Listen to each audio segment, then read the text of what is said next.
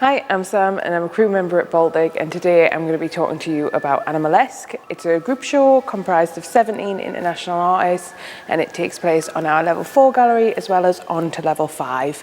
So the first work I'm going to be talking about is by an artist called Animalesque and it's titled Yerkish, and for this she teamed up with a research centre in Nigeria to look at Yerkish, and essentially it's a language that's used to help bonobos and chimps communicate with humans, and it's essentially like a lexicon language. So each sort of lexicon represents a word, and in reality it's sort of like a large screen and they press to communicate.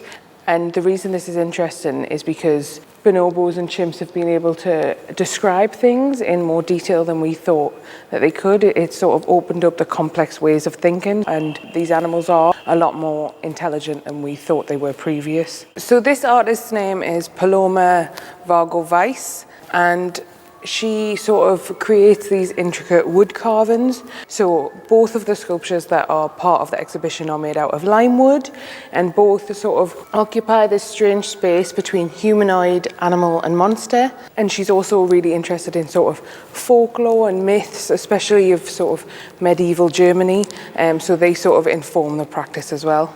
So this piece is by artist Pierre Arca, and it's called Tupelacosaurus, and essentially it tells a story of a small dinosaur that was found in East Greenland, as well as commenting on the sort of colonial past of Denmark and the occupation of Greenland and sort of the relationship between the two. So the Tupelacosaurus is known as a Danish dinosaur, even though it was only ever found in Greenland. So this piece is called The Hope Hippo by Laura and Calzadilla.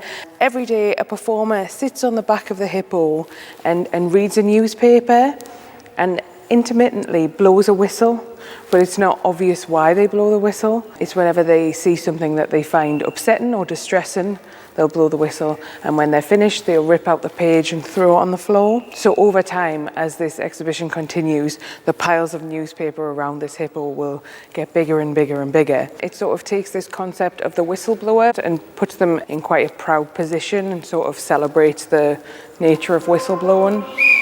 So this piece is by an artist called Pierre Bismuth. It's called the Jungle Book Project, and essentially what he's done is he's taken every version of the Jungle Book that was released, so it was released in 19 different languages, and he's sort of taken those apart and put it back together as one so that each character speaks their own language. There are drawings that accompany that tell you which animal speaks which language, but it's more about how you can sort of emote and sympathise with the characters even though you don't know what is said. Talking about our relationship with animals and how we still empathise and sympathise and have these feelings towards animals even though there is no way of communicating with them. It is a really interesting film, and especially how younger visitors interact with it. So children will sit down and watch it and not even comment that it's in different languages or they can't understand it. They'll still laugh at all the same parts they would if it was in English.